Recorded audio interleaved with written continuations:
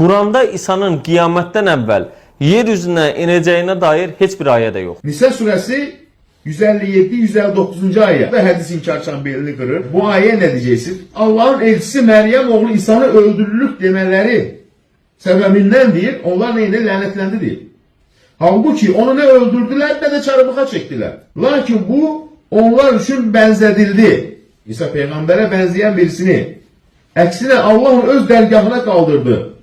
Allah kudretlidir, hikmet sahibidir. Ayenin sonu bakın önemlidir. Diyor ki وَاِنْ مِنْ اَهْلِ الْكِتَابِ Ehli kitabdan her biri illa la yu'minen de bihi qabla mevti. O ölmemişler ben ona iman getirecekler.